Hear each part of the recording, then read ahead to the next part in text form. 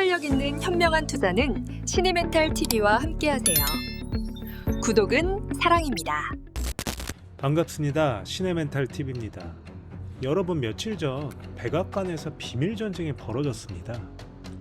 한쪽에는 골드만삭스, JP모건, 뱅크 오브 아메리카 은행들의 대표들이 있었고요.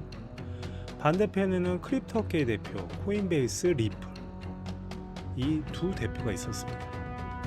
이 두 진영에 트럼프의 크립토 어드바이저 패트릭 윗이라는 사람 앞에서 정면 충돌한 거죠. 자, 패트릭 윗은 얼마 전에 보하인스라고 기억나시죠? 그 후임으로 크립토 관련된 분야의 국장을 맡게 된 인물이라고 보시면 됩니다. 즉, 현재 트럼프 행정부에서 암호화폐 정책을 실무적으로 이끌고 있는 핵심 인물이라고 보시면 되는 거죠. 자, 그래서 결과는요, 두 번째 회의에서도 합의 실패, 어떠한 딜도 일어나지 않았죠. 자, 이들은 대체 뭘 놓고 이렇게 싸우는 걸까요? 그리고 이 싸움이 왜 여러분의 비트코인 가격에 직접적인 영향을 주는지 오늘 완전히 해부해 드리도록 하겠습니다. 자, 그럼 시작합니다. 자, 핵심부터 말씀드리겠습니다. 은행이 진짜 두려워하는 건 뭐죠? 비트코인이 아닙니다. 네, 바로 스테이블 코인입니다. 정확히 말하면 스테이블 코인이 이자를 주기 시작하면 벌어지는 일을 두려워하는 거죠. 지금 미국 은행의 예금 이자가 얼마인지 아세요? 0.5% 수준입니다. 그런데 코인베이스에서 USDC라는 스테이블 코인을 들고 있으면 이자를 얼마 줍니까? 3.5에서 4%를 줍니다. 여러분이 은행 고객이라면 어디에 돈을 넣겠습니까? 자, 은행의 존재론적 위기를 한번 숫자로 한번 보여드려 보면요. 자, 첫 번째 스탠다드 차트디의 보고서가 있습니다. 2028년까지 약 5천억 달러가 이탈한다고 보고서에 나와 있어요. 5천억 달러라면 하나로 약 700조 원이거든요. 700조 원의 예금이 스테이블 코인으로 이탈한다는 겁니다. 보고서에. 두 번째, 시티그룹과 미 재무부 보고서를 보시면 최대 6.6조 달러, 약 하나로 약 9천조 원이 빠질 수 있다고 하네요. 그 다음에 뱅크 오브 아메리카의 CEO 모이니아는 직접 인터뷰에서 이렇게 말했습니다. 수조 달러가 이동할 수 있다. 어디에서요? 은행에서 암호화폐 기업 쪽으로. 그죠?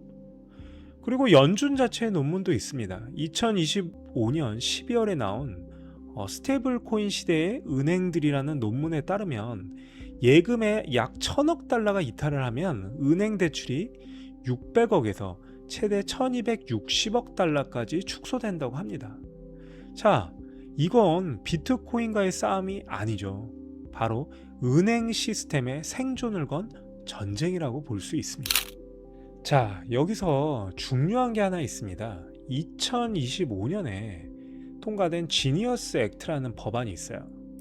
이게 뭐냐면 이미 스테이블 코인 발행사가 직접 이자를 주는 거는 금지를 시켰어요, 법으로. 그러면 뭐 끝난 거 아니냐고요? 아닙니다. 바로 구멍이 있었습니다. 코인베이스 같은 거래소가 발행사가 아닌 플랫폼 자격으로 리워드라는 이름으로 이자를 주는 겁니다. 이게 바로 빠져나간 구멍이었죠. 그래서 은행들은 뭐라고 합니까? 리워드는 이름만 바꾼 이자다. 금지해야 한다. 이렇게 나온 거예요. 그래서 크립토 업계는요, 리워드 금지하면 미국 크립토 산업이 다 죽는다. 코인베이스 CEO 브라이언 암스트롱이 클래리티 액트 지지를 공개적으로 처리한 게 바로 리워드 금지 때문입니다. 따라서 1월 15일 예정이던 상원 은행위 마크업에서 약 130개가 넘는 수정안이 쏟아지면서 결국 무산됐습니다. 이 부분을 반드시 이해하셔야 됩니다. 자, 그리고 이런 지연의 이유가 우연이 아닌데요. 자, 설명을 한번 드려볼게요. 트럼프 가문의 월드 리버티 파이낸셜이 만든 USD1이라는 스테이블 코인이 있어요. 그죠? 그런데 이 USD1의 시가총액이 약 53억 달러입니다. 지금 USD1이라는 이 스테이블 코인이 세계 5위의 스테이블 코인이에요. 5위. 엄청 큰 거죠. 자, 트럼프 대통령이 취임 4일 전 아랍에미리트의 타우는 왕자가 이 트럼프 가문의 월드 리버티 파이낸셜의 지분 49%를 5억 달러에 매입합니다. 그죠? 트럼프 가문 순수익은 그럼 얼마일까요? 1억 8,700만 달러, 약 1.87억 달러의 순수익이 있었습니다. 거기에 더해서 전체 매출의 75%를 가져가는 구조죠. 자, 그러면 이 75%가 뭐냐? 누군가 월드 리버티 파이낸셜의 토큰을 사면 그 순수익의 4분의 3이 트럼프 가문으로 가는 겁니다. 엄청나죠?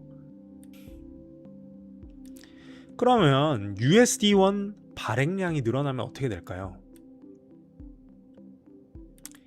담보금을 결국 국채에 넣어서 이자를 먹는 구조니까 발행량이 커질수록 수익도 자동으로 불어나겠죠. 어디가요? 트럼프 가문이요. 자, 여기서 핵심적인 모순이 생깁니다. 지금 의회에서 추진 중인 지니어스 액트, 클래리티 액트, 이 스테이블 코인 법안들이 통과되면 뭐가 되느냐? 스테이블 코인이 합법적 금융상품으로 제도권에 들어오게 되죠. 기관 투자자들이 쏟아져 들어오고 USD1 수요가 폭발합니다. 그러면 트럼프 가문의 수익은 어떻게 될까요? 자동으로 극대화되겠죠. 그런데 그 법안에 최종 서명한 사람이 누굴까요?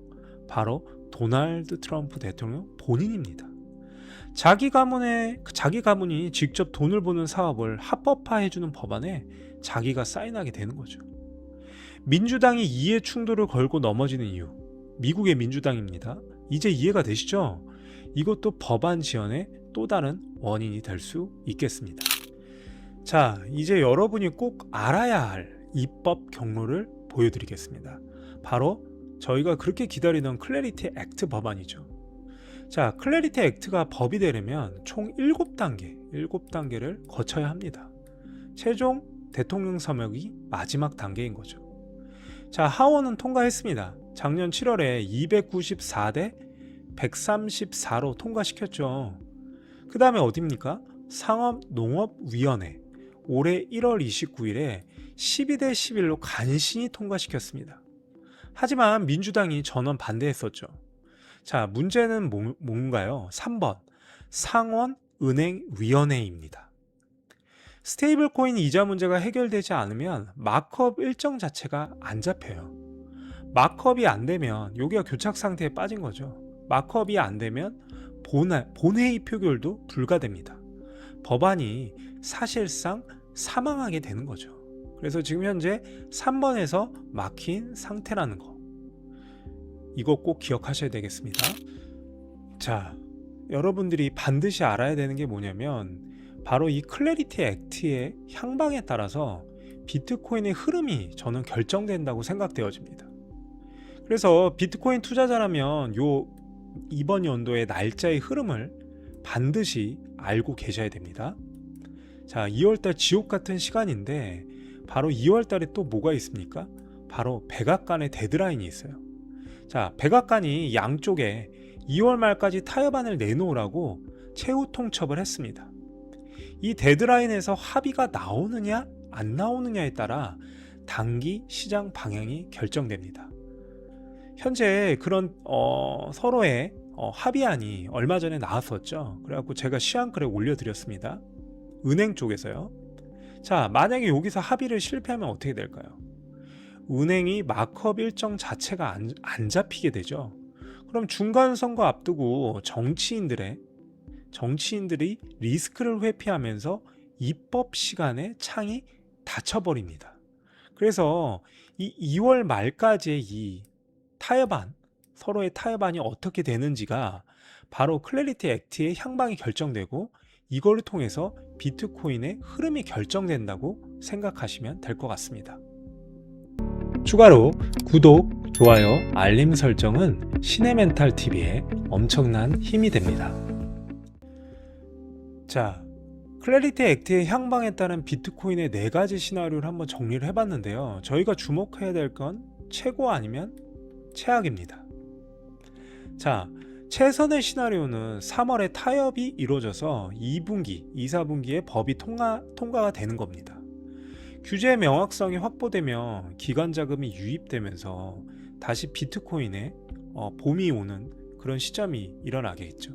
기관 자금이 어마어마하게 들어올 겁니다.